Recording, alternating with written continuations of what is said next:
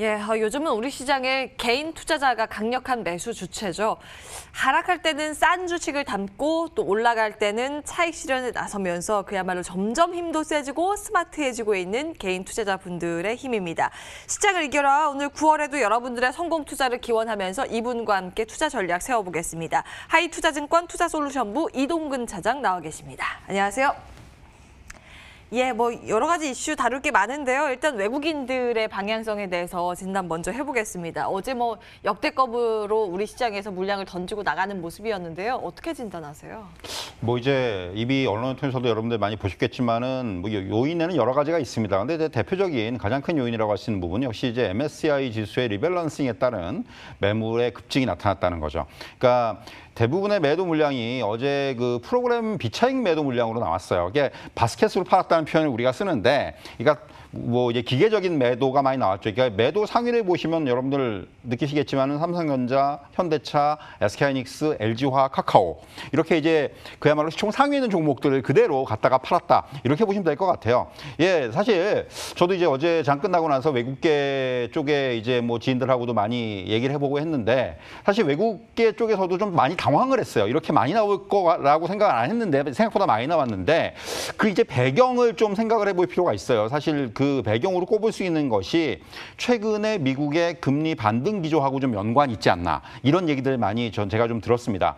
사실 미국 국채 금리가 지금 지난주 이제 특히 파월 연준 의장의 잭슨 미팅 이후에 좀 이제 올라오는 모습이 나타났거든요. 반등하는 모습이 나왔는데, 이런 것들요. 금리가 오른다는 부분은 특히 이제 기술주라든가 성장주 쪽에 자금들이 좀 빠져나올 수 있는 이런 그 구실을 제공해 준다는 거죠. 결국 이런 자금들이 좀 빠져나가는 현상들이 미국 증시에도 나타나고 있고, 이러한 배경이 예상보다 좀 큰 리밸런싱 물량하고 겹치면서 이렇게 좀 작용을 한 것이 아닌가, 이렇게 판단할 수가 있을 것 같고요.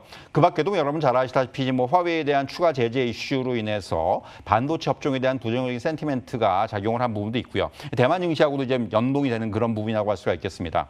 그리고 한국은행의 성장률 전망치 하향 조정이라든가, 또 이제 공매도 금지 연장에 대해서도 우리는 이제 흔히 개인 투자자들께서는 이거 갖다 굉장히 호재로 받아들이시는데, 외국인 입장에서는 공매도 금지가 연장이 되면은 해지 수단이 또 없어지는 거거든요, 사실. 그렇기 때문에 이런 쪽에서 좀 불확실성을 줄이기 위한 포지션 감소가 일부 좀 나타났지 않았나, 이렇게 좀 볼 수가 있겠고요. 사실 오늘 시장에서 나타나는 것처럼 어제의 외국인 매도는 단기적인 부분일 가능성이 높습니다. 오늘 바로 지금 시장이 그 어제 하락한 부분을 메우고 있는데, 일단 리밸런싱 이벤트가 마무리가 되면서 계속해서 달러화의 약세는 지속되고 있고, 또 미국 증시에서도 나스닥 랠리가 지속이 되고 있고요. 그리고 이제 무엇보다도 제가 지난주에도 언급을 드렸습니다마는 우리나라 증시에 대한 외국계 기관들의 전망은 나쁘지 않습니다. 이런 것들을 종합해 본다면은 매도세 지속보다는 어제 이제 외국인들의 대량 매도세는 좀 일회성일 가능성이 높다, 이렇게 좀 보시면 될 것 같고,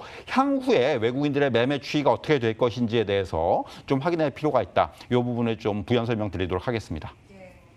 MSCI 한국지수 비중 조절이 있었기 때문에 일단은 그의 일회성 매도 외국인들은 이렇게 진단해 주셨고요. 개인 투자자들이 굉장히 우리 시장에 든든하게 버텨주고 있지 않습니까? 개인의 이 힘의 역량 계속적으로 시장을 끌고 갈 수 있을지, 이 진단은 어떠세요? 사실 이제 어제 코스피 지수는 외국인 매도 때문에 하락을 했어요. 근데 양시장 모두, 코스피 코스닥 모두 보면은 상승 종목이 하락 종목보다 많았습니다. 바꿔 말씀드리면은 우리 이제 개인 투자자들께서 제일 좋아하시는 종목장이 지금 나타나고 있는 거죠. 이런 부분이 어제 처음은 아니었고, 거의 지난주 중반 이후에 시장의 흐름들은 계속해서 상승 종목이 많이 나타나는 이러한 종목 장세가 이어지고 있습니다.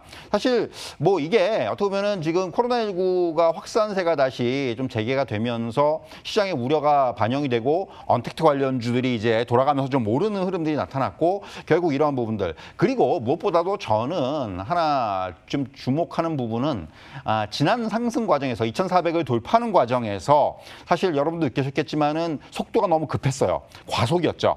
그러면서 사실 그러다가 이제 다시 좀 이제 주가가 조정을 받으면서 하락을 하는 과정이 나타났고, 지금 다시 이제 바닥을 좀 확인을 하고 다시 재상승하는 과정이 나타났습니다. 나타나고 있는데 이번에는 좀 학습 효과 때문에 지수를 급하게 올리지 않고 있는 거죠. 그러니까 대형주들도 숨고르기가 들어가고 그리고 중간중간에 눌림목을 주고 있고 이런 모습이 나타나고 있고 그렇기 때문에 상대적으로 그리고 또 하나는 일단 지금 배경적으로 봤을 때 코로나19의 그 추이가 계속해서 지금 좀 불확실성으로 남아있지 않습니까? 물론 이제 어제 같은 경우 200명, 250명대 밑으로 났습니다만은 언제 또 증가할지 모르는 상황입니다. 이런 상황이기 때문에 지금 지수보다는 오히려 종목 쪽에 좀 집중을 하는 지수가 조금 이제 막혀 있는 상황에서 종목 쪽에 집중하는 이런 모습이 나타나고 있고 결국 이러한 종목들을 올리는 것들은 개인 투자자들의 힘이 굉장히 강하게 나타나고 있다. 지난주 중반 이후에 보시면은 하나 흥미로운 것은 코스닥의 거래대금이 코스피 거래대금을 추월하고 있습니다. 이런 것만 놓고 보더라도 지금 시장이 역시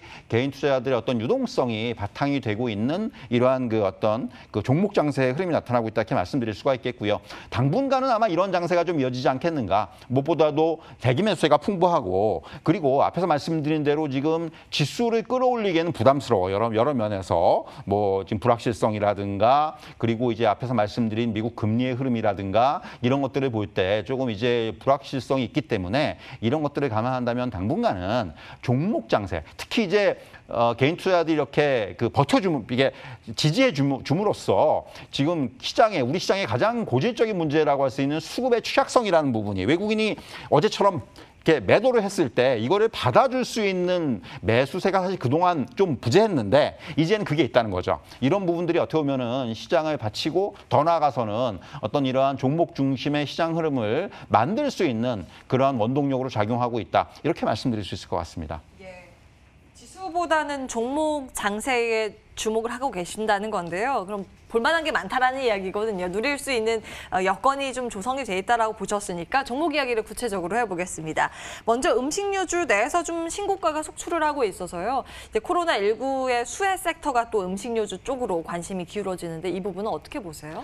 사실 이제 이미 코로나19 이후에 어떻게 보면은 가장 큰 수혜를 받고 있는 업종 중에 하나는 음식료 업종이라고 할 수가 있어요. 일단 1분기 실적도 그렇고 2분기 실적도 굉장히 긍정적으로 나타나고 있습니다. 이게 뭐 여러분들 아시겠지만은 이미 이런 코로나19로 인해서 언택트, 비대면 문화가 확산이 되고 요새는 사실 뭐 식당이라든가 이런 데 가서 외식을 하기보다는 뭔가 집에서 좀 이제 만들어 먹거나 아니면 배달을 해서 먹거나 이런 식의 어떤 그런 그 문화들이 많이 좀 확대가 되고 있습니다. 그리고 이제 아무래도 이런 코로나19에 대한 우려가 시장을 좀 사회 전반을 지배하고 있기 때문에 이러한 흐름들은 계속해서 이어질 수밖에 없겠고요.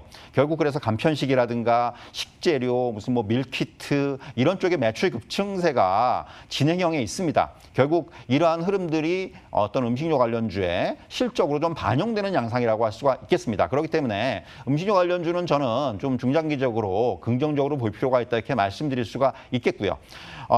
어제 같은 경우에 좀 특징적인 부분들이 뭐 이제 테이크아웃이라든가 배달 수요 증가 이게 이제 거리두기 단계가 좀 이제 강화가 되면서 이에 따라서 이제 이런 테이크아웃이라든가 배달 수요 증가가 예상되면서 식품 포장에 필요한 뭐 용기 관련주라든가 또 이제 그 뭐 골판지 재료가 되는 이런 관련주들이 강세가 나타났는데 사실 이런 쪽은 그러니까 저는 좀 약간 테마성으로 접근할 필요가 있다고 생각을 해요. 사실 이런 부분들은 실적에 대해서 확인이 필요한 그런 모습이고 그리고 무엇보다도 이런 종목들이 오랫동안 좀 소외가 됐던 데 대한 또 반작용이 나타나는 걸 수도 있기 때문에 이러한 종목들 그러니까 그 안에서 약간 지금 언택트 관련주 중에서 상당히 지금 그 안에서 순환매가 나타나고 있는데 여기서 이게 과연 실적으로 연결되는 업종인지 아니면 테마성인지 이런 부분들이 여러분들께서 좀 구분을 하셔서 대응하실 필요가 있다. 이렇게 좀 정리해 드릴 수가 있겠습니다. 예, 질문하고 싶은 게 정말 많은데요. 시간이 없어서 지금 시젠도 궁금하고 카카오 게임즈도 궁금한데